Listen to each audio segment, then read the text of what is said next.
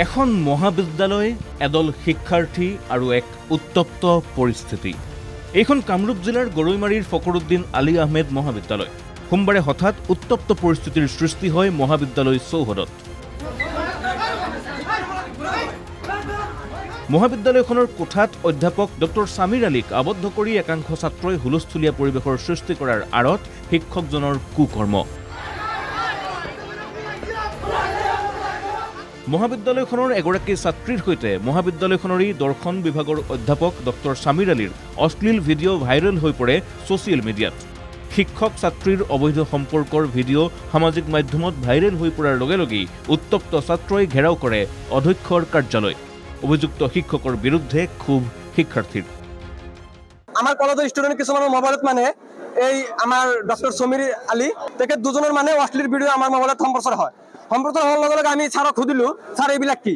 তেতিয়া ছাৰে উত্তৰ নোহোৱা হৈ গ'ল। ছাৰে ক্ৰমাৎ উত্তপ্ত হৈ পৰা পৰিস্থিতি নিয়ন্ত্ৰণ কৰিবলৈ মোতায়েন কৰা হয় আৰক্ষী নিৰাপত্তা বাহিনী।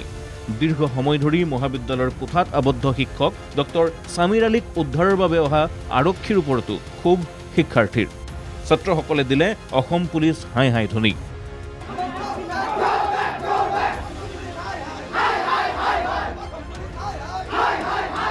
পিছে অধ্যাপক ছাত্ৰীৰ সম্পৰ্কক লৈ এইবাৰৰ ঘটনাই প্ৰথম নহয়।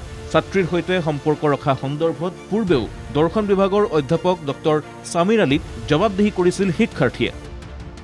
ছাৰক আমি কেইবাবাৰো হুপিয়াই দিছোঁ যে ছাৰ আপুনি এজন অধ্যাপক হৈ কেনে, আপুনি এজন মানে প্ৰফেচাৰ হৈ কেনে এইবিলাক কাম অপকৰ্ম নকৰিব, আপুনি কাইণ্ডলি এইবিলাক বাদ দিয়ক।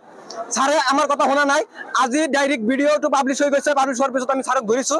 ধৰাৰ পিছত আমি ছাৰক ইতিমধ্যে আবদ্ধ কৰি ৰাখিছোঁ। আমি পুলিচ আহিছে, পুলিচক দিয়া নাই। তাৰ পিছত এইবাৰ শিক্ষক ছাত্ৰীৰ সম্পৰ্কত কালিমাখনা অশ্লীল ভিডিঅ' ভাইৰেল হোৱাত শিক্ষাৰ্থীৰ এই ৰুদ্ৰৰূপ। শিক্ষকৰ বিৰুদ্ধে ব্যৱস্থা গ্ৰহণৰ দাবী ছাত্ৰসকলৰ।